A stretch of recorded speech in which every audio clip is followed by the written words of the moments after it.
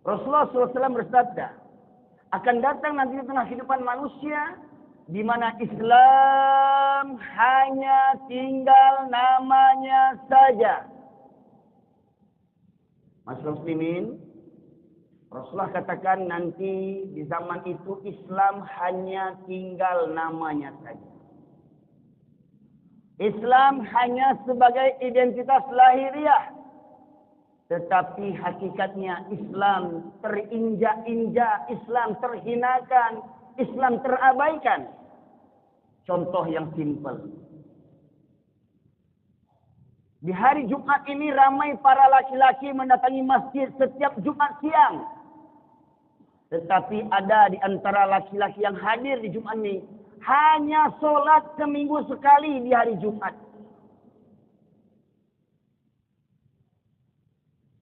Maka Buya Hamka menegaskan, kalau ingin melihat orang Islam, lihat waktu sholat Jumat, lihat waktu sholat hari raya. Maka orang Islam akan datang berbondong-bondong ke masjid. Kita lihat masyaallah muslimin. Orang koruptor, KTP-nya Islam, sholat juga. Mereka zikir juga. Penjudi, pemabuk, pezina. Mereka juga sholat masyaallah muslimin. Tapi suratnya kata Allah, fawailul lil musallin. Maka celakalah orang yang salat, alladzina hum an salatihim sahun, yang mereka lalai daripada salatnya, alladzina hum yuraun, yang mereka salat karena riya.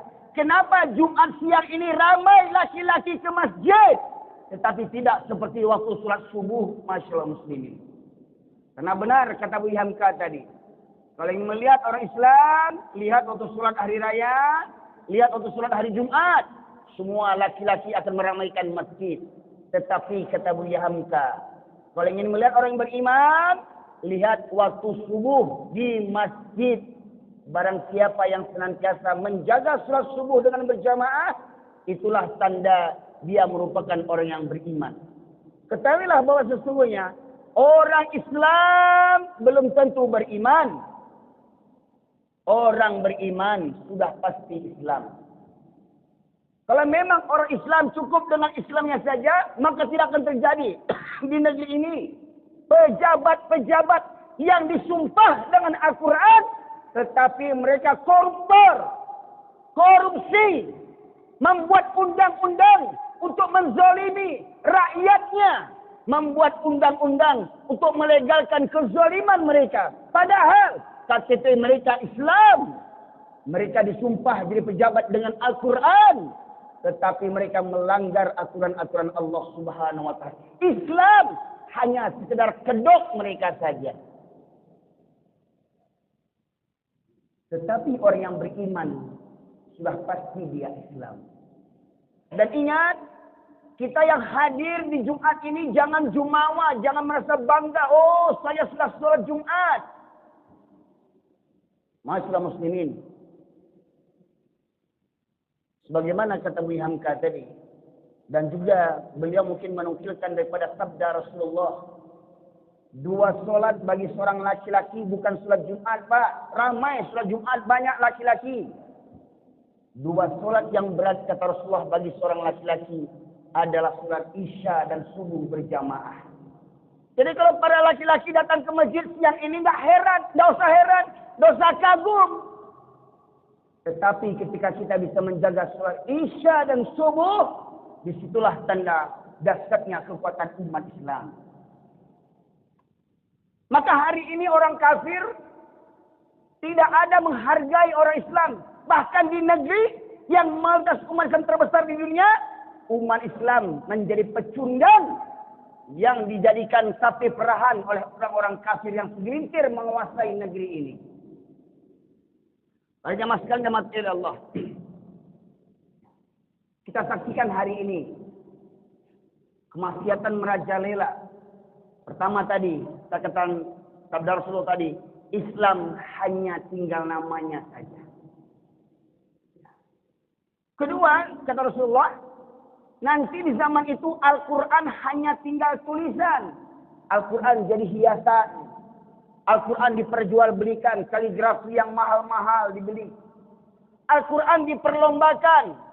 Al-Quran dihafalkan, tetapi Al-Quran tak diamalkan isinya. Contoh, lomba baca Al-Quran dapat juara. Lomba hafal Al-Quran dapat juara. Lomba mengamalkan Al-Quran dapat penjara. Contoh, tadi khotib kita membahas tentang narkoba. Ini sering saya sampaikan di kota Pekanbaru.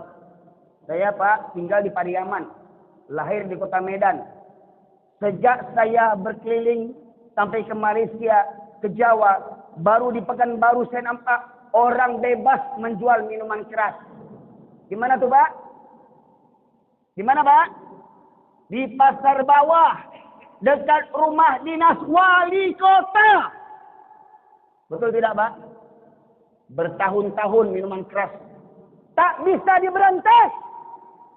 Pertanyaannya, para wali kota, apa agamanya? Pak wali kota, apa agamanya?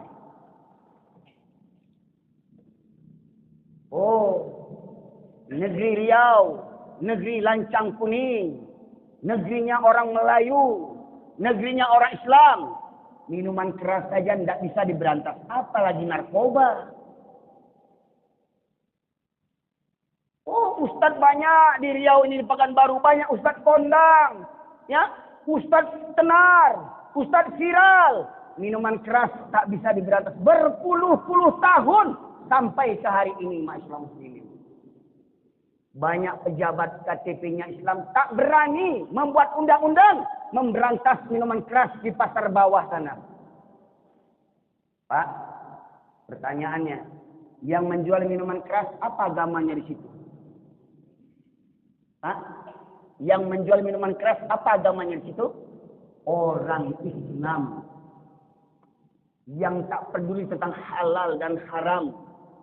Bagi mereka, asalkan bisa makan, asalkan bisa hidup, asalkan bisa punya duit, yang penting halal. Kalau sekedar hidup, kata Buya Hamka, binatang di hutan juga hidup.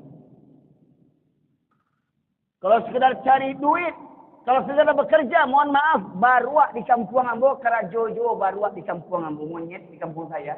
Kerja juga Pak, profesional kerjanya.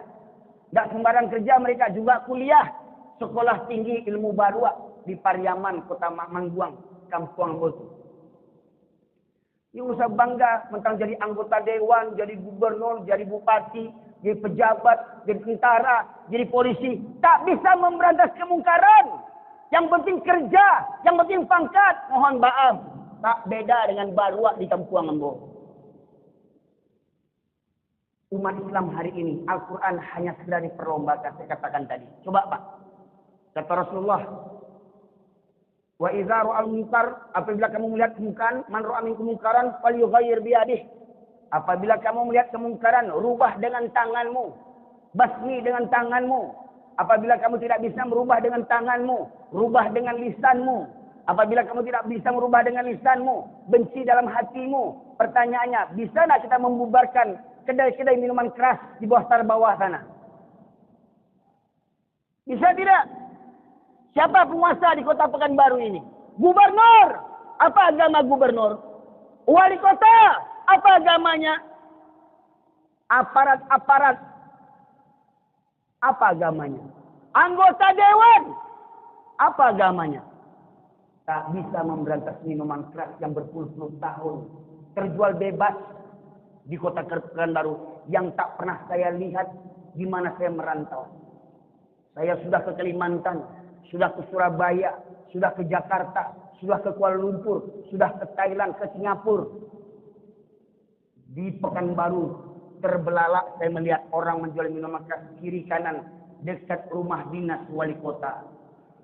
Hai wali kota, kau akan diminta pertanggungjawaban di akhirat. Wali kota akan mendapatkan pertanggungjawab di akhirat. Tidakkah kau melihat kemungkaran? Dan apa guna kau jadi pejabat kalau tidak kau rubah kemungkaran tadi, masyaallah. KTP Islam tapi tak berani berjuang demi pangkat dan jabatan, hanya cari aman. Dan celakanya lagi banyak para ulama yang diam, penjilat penguasa. Semestinya para ulama yang banyak bicara, bukan mahasiswa. Semestinya para ulama yang demo, bukan mahasiswa. Tapi hari ini banyak ulama gadang Sarawa yang banyak sini para ulama masyaallah. Kata Buya Hamka, kalau kau tak merasa sedih agamamu dihinakan, tukar bajumu dengan kain kafan. Hai para ulama, bangkitlah. Hai para ulama, sadarlah.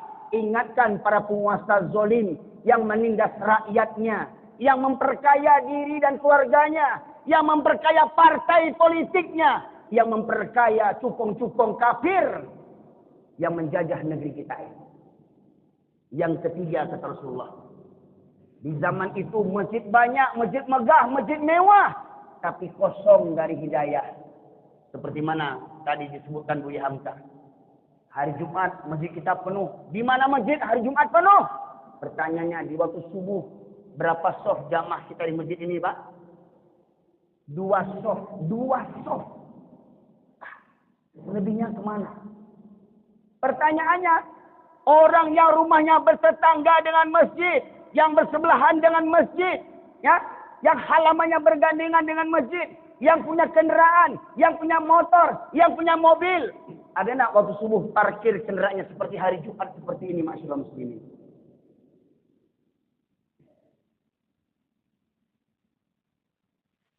Inilah gambaran manusia umat Islam hari ini.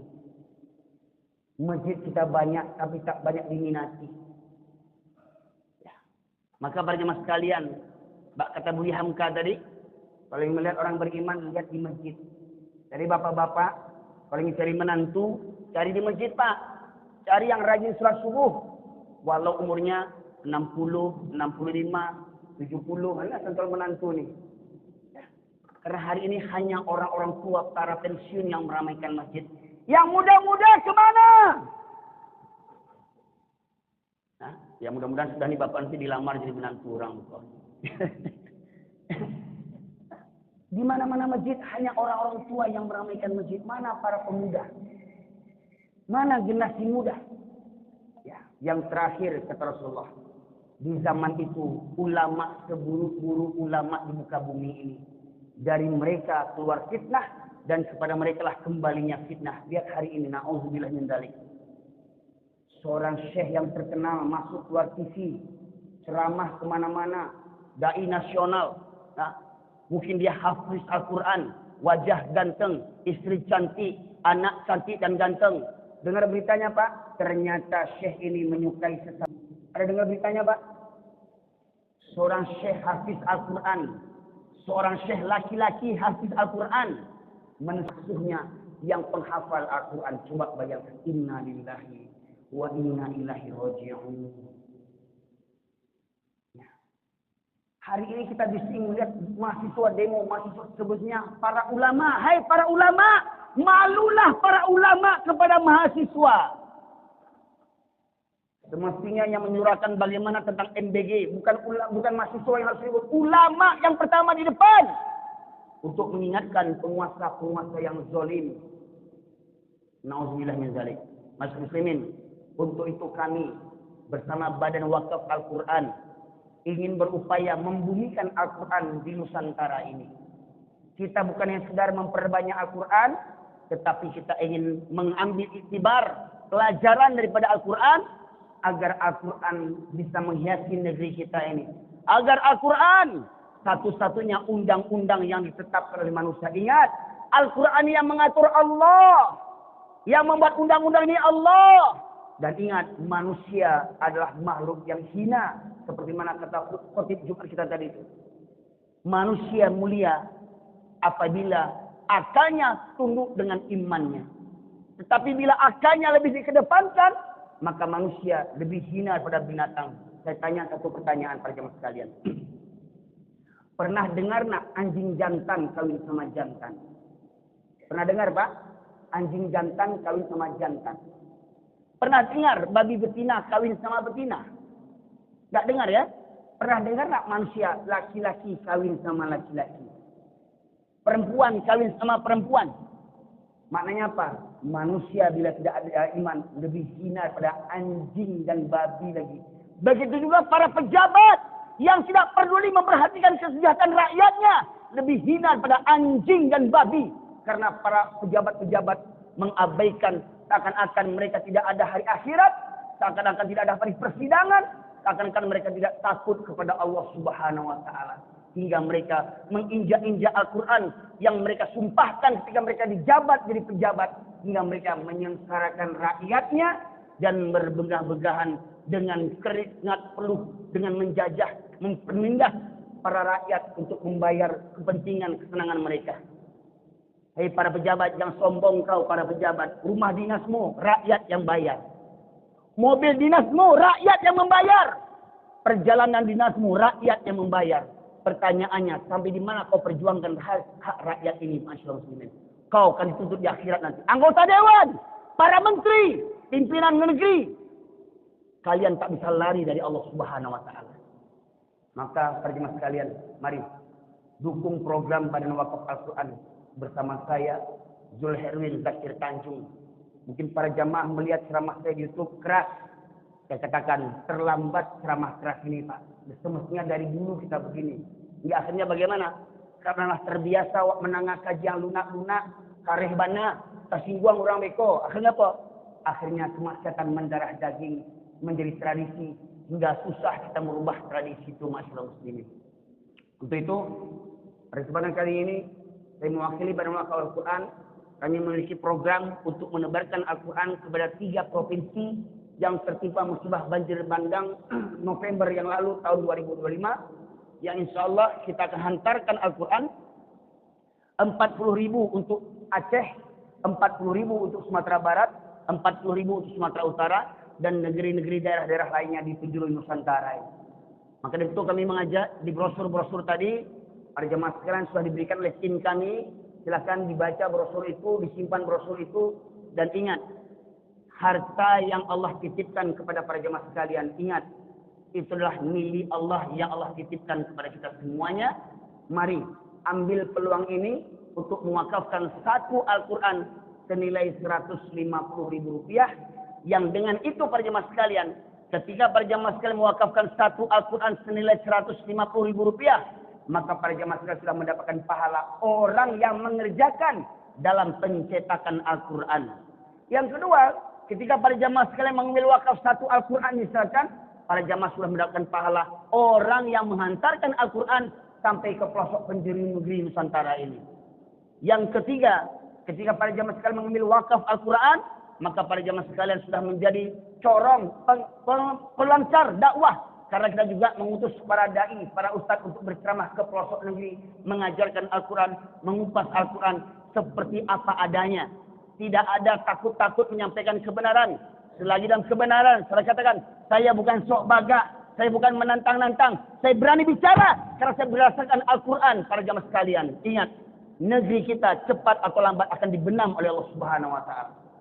Allah berfirman, "A'udzubillahi minasyaitonir rajim. Walamma nasu ma dzukiru bih, fatahna 'alaihim abwaaba kulli syai' hatta idza farihu bima utu akhadnahum baghtatan wa hum mublisun." Surat Al-An'am ayat 44. Ketika mereka melupakan peringatan-peringatanku, kata Allah, maka kami bukakan semua pintu-pintu kesenangan. Jadi ketika para pejabat korupsi, para pejabat koruptor mendapatkan jabatannya, itu bukan karena Allah sayang, tetapi Allah tunda azabnya. Hingga ketika mereka berbangga dengan jabatan itu, maka Allah cabut nikmat mereka secara tiba-tiba, hingga mereka terdiam berputus asa. Ingat, Allah tidak lengah, Allah tidak lalai, Allah tidak tidur. Setiap kezaliman yang kita lakukan, cepat atau lambat akan mendapatkan azab dari Allah Subhanahu wa taala. Maka bagi mas sekalian, mari bersama kita memperjuangkan Al-Quran di negeri kita Indonesia ini. Negeri yang baldatun thayyibatun wa rabbul ghafur, gemah ripah loh jinawi. Bayangkan, negeri kita, negeri yang kaya makmur. Kalau di Timur Tengah banyak negara kaya hanya mengandalkan minyak bumi. Di negeri kita minyak bumi ada, minyak sawit ada. Di bumi, di atas bumi minyak kita ada. Ya, di Arab Saudi tidak ada tambang emas. Di Papua gunung emas sekarang menjadi jurang emas. Kenapa? Dikeruk dan kemana hasilnya? Dibawa ke luar negeri. Mohon maaf, tai-tainya baru untuk kita kerak-keraknya, masyaallah muslimin. Ya, Ini dengan mohon maaf, orang soleh tak cukup hanya sekedar memperpanjang jenggotnya, memperdalam labuh jubahnya, bolak-balik pergi haji, pergi umrah, tapi tak peduli dengan kondisi dunia kita hari ini. Hanya berzikir, hanya beribadah, sementara kemaksiatan merajalela. Ingat, orang-orang soleh kan diazab oleh Allah Subhanahu wa taala karena hanya sibuk dengan dirinya sendiri dan tak peduli untuk merubah keburukan menjadi kebaikan. Mari bersama para jemaah sekalian, kita ambil peluang menjadi ahlul Al-Quran. Kita sampaikan Al-Quran apa adanya. Kita sampaikan Al-Quran kata orang Minang, buka kulit tanpa isi. Ya, kita buka kaji ini. Ya, insya Allah saya akan berada di Kota Pekanbaru sampai tanggal 9. Dan sebenarnya sebelum ini saya sering mengadakan safari dakwah di Pekanbaru. Ya, di antaranya tim saya ini, tim media yang senantiasa hadir kemana ceramah saya. Ya, insya Allah masa akan datang, saya akan kembali mengadakan safari dakwah di Pekanbaru. Saya akan tawarkan kepada masjid-masjid yang berani mengundang saya. Hanya yang punya mental tinggi saja, yang tak berani tidak usah undang saya. Insya Allah, ya, para jemaah sekalian, semoga pejuang-pejuang masjid menjadi pejuang agama Allah di dunia dan di akhirat. Mari kita sama peduli. Nasib negeri kita ini adalah pilihan kita. Kita ingin negeri kita ini hancur atau ingin negeri kita selamat. Saya berceramah begini bukan karena saya radikal, bukan karena saya benci, tapi karena saya cinta negeri saya ini. Karena saya cintalah negeri saya ini, saya sampaikan peringatan kepada para pejabat-pejabat zalim. Hai para pejabat, bertaubatlah kalian kepada Allah Subhanahu wa taala. Bertaubatlah kalian kepada Allah. Jika tidak, semoga Allah mengazab kalian di dunia dan di akhirat. Fa'tabiru ulul albab la'allakum turhamun. Para jemaah sekalian, yang kami sampaikan, di pintu keluar ada tim kami. Silakan sisihkan harta terbaik untuk mendukung perjuangan dakwah ini. Semoga kiranya Allah muliakan kita dengan Al-Quran. Semoga kiranya Allah selamatkan negeri kita dengan Al-Quran. Semoga kiranya Al-Quran menjadi pedoman hidup kita, bukan hanya sekedar hiasan di bibir kita semata. Masyaallah muslimin rahmatillah, terima kasih sudah perhatian. Mohon maaf atas kekurangan. Semoga kiranya Allah merahmati kita semuanya. Dan semoga Allah memberkahi para jemaah sekalian, memberkahi umur para jemaah sekalian, memberkahi harta para jemaah sekalian, memberkahi keluarga yang mendapatkan keluarga yang sakinah, mawaddah warahmah, dan semoga kita dihimpunkan oleh Allah di surga firdausnya Allah Subhanahu wa taala. Terima kasih atas perhatian. Mohon maaf atas kekurangan. Subhanakallahumma bihamdika asyhadu an la ilaha illa anta astaghfiruka wa atubu ilaik. Alhamdulillahirabbil alamin. Assalamualaikum warahmatullahi wabarakatuh.